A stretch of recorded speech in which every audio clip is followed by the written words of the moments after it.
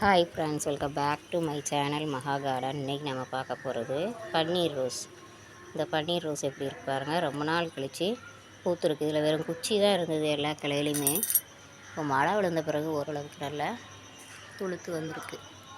மொட்டுக்களும் நிறைய வச்சுருக்கு. துளிர் வந்துருக்கு பாருங்கள். மொட்டுக்கள் நிறைய வச்சுருக்கு. இங்கே பாருங்கள், எல்லா இதுலேயுமே ஃப்ரெஷ்ஷாக துளிர்கள் வந்துட்டுருக்கு. பூ எவ்வளோ அழகாக இருக்குது பாருங்கள். பூக்கள் எவ்வளோ அழகாக இருக்கு பாருங்கள். மொட்டு எவ்வளோ வச்சுருக்கு பாருங்கள். இதுவே 2 மொட்டு இங்கே இருக்குது. இதில் 2 மொட்டு இருக்குது பாருங்கள். இதில் 2 மொட்டு. நிறைய மொட்டுக்கள் வந்துட்டுருக்கு. நிறைய துளிர்கள் பிடிச்சி வருது பாருங்கள் ஃப்ரெண்ட்ஸ். எப்படி இருக்குது செடியோட வளர்ச்சியை பாருங்கள். எப்படி இருக்குது பாருங்கள். கிளைகள் நிறைய இருக்குது பாருங்கள். புது புது துளிர்கள் நிறைய வந்துக்கிட்டே இருக்குது. மழைக்கு நல்லா துளிர்கள் வந்துக்கிட்டே இருக்குது. இது double colour rose, pink with white. இது பாருங்கள், மொட்டுக்களை எவ்வளோ வச்சுருக்கு பாருங்கள். இதுவுமே காஞ்சி போகிற மாதிரி தான் இருந்தது. இதில் எவ்வளோ துளிர்கள் வந்திருக்கு பாருங்கள்.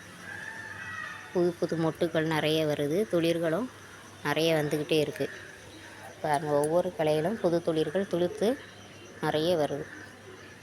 இப்போ மழை பெய்கிறதுனால உரம் ஒன்றும் கொடுக்கல. கொஞ்சம் மழை விட்ட உடனே உரங்கள் கொடுக்கலாம். நம்ம செடிகளுக்கு உரங்கள் கொடுக்கலாம். பாருங்கள் எவ்வளோ துளிர்கள் வருதுன்னு. எப்படி ஃப்ரெஷ்ஷாக இருக்குது பாருங்கள். துளிர்கள்லாம், இலைகள் எவ்வளோ ஃப்ரெஷ்ஷாக இருக்குது பாருங்கள். இதுலேயும் ஒரு 2-3 பூக்கள் நிறைய பூத்துருச்சு. இது அடுத்தாப்பில் ஒயிட் கலர் ரோஜா பாருங்கள்.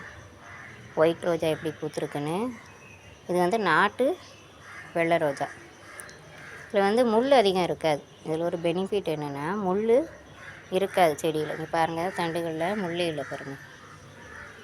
நாட்டு வெள்ளை ரோஜா. இதுலேயும் துளிர் நிறைய எடுத்து வருது. புது துளிர்கள் நிறைய வந்திருக்கு பாருங்கள். இதுவுமே கொஞ்சம் குச்சி இதாக தான் இருந்தது.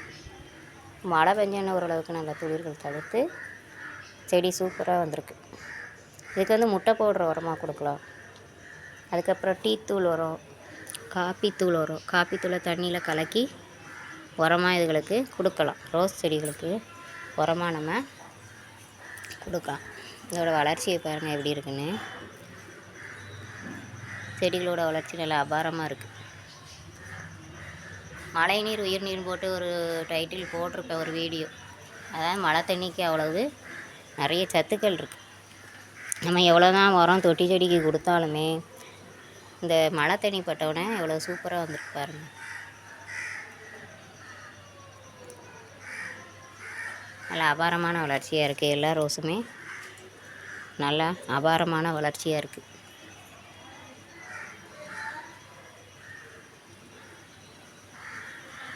Okay, thank you.